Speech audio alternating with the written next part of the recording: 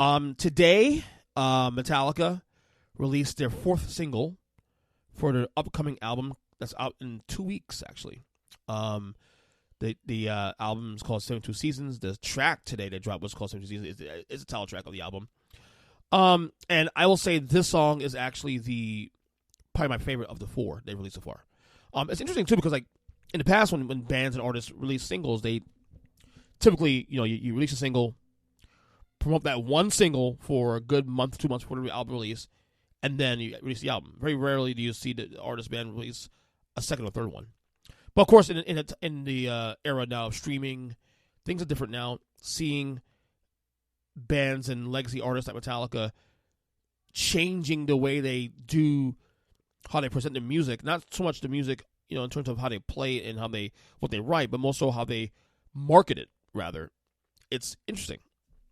In the past, for example, 32 years ago, when they released the Black Album, they would release Enter Sandman as the first single. They promote that single for a month and a half, release the video for it, and that would be, release a single back then when singles were a thing, and then a month later you'll see the album come out, and that single will promote the album, and you buy the album. Now the band they've been doing this for the last couple of releases now. This one, of course, the last one, 2016, Hardwired Self-Destruct, they released the song and the video together. They released the first song, Lux Eterna, back in, I think, was it November or December? It probably been December. Back in December, they released that song with the video. Then the second single they released was Screaming Suicide, which was in January. They released that one. Then last month they released a single called If Darkness Had a Sun. Okay, with the video, of course, too. And then today they released the title track for the album.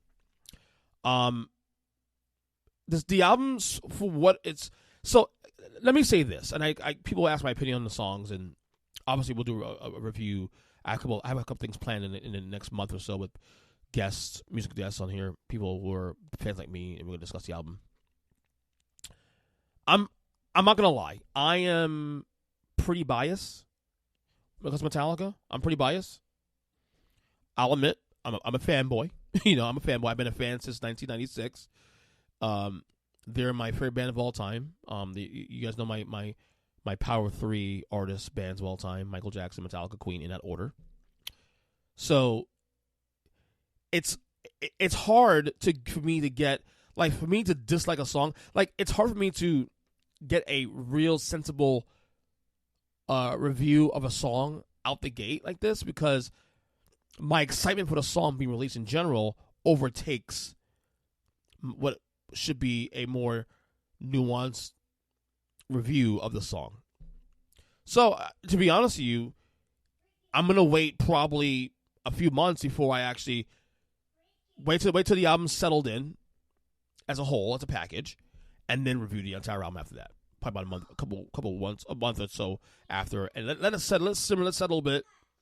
But I will say that this song, is a grower. I love the intro. It is probably, of the 4 songs they've released, my favorite. I've had to rank the 4 songs. I would probably go 72 Seasons first. I'll probably go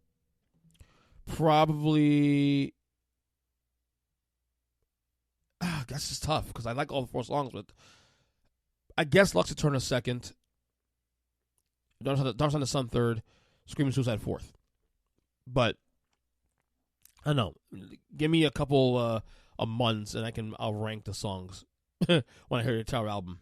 I see some reviews online already, and some fans are not very.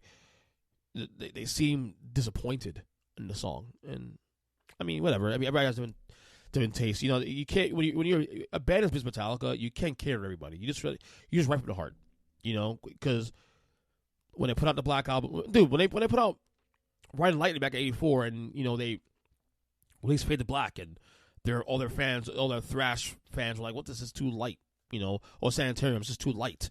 And then they put in the Black Album, also it's too mainstream, and then they put out Load and Reload. Oh, this is way too mainstream. This is not metal anymore. This is rock. Then they get heavy to anger, and now the production is shitty, which was for the record.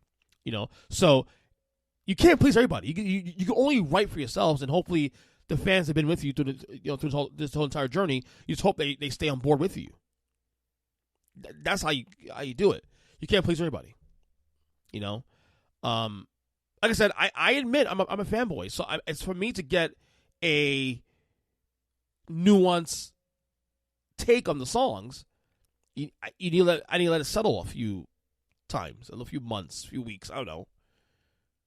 You know, some songs on Hardwire from the last album, you know, that I love out the gate, I don't love as much, and vice versa. Some songs just grow on you. That's the beauty of music, man, because music is in that way. It's so authentic, and it's so you just develop that thing. It's so organic, you know. It's so organic and natural. So, but yeah, the album's coming out in 2 weeks.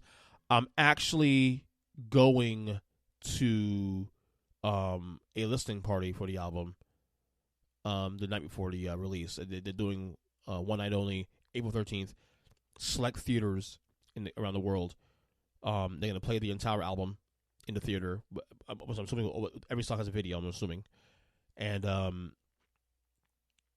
we'll play there. I'm planning on going to the listening party. I think it's a really cool idea for the record. I've never been to a listening party before. I remember they had a listening party for the Black Album back in '91 at Madison Square Garden. Now, granted, this is in person. They didn't play. They sat and listened to play the album in front of fans.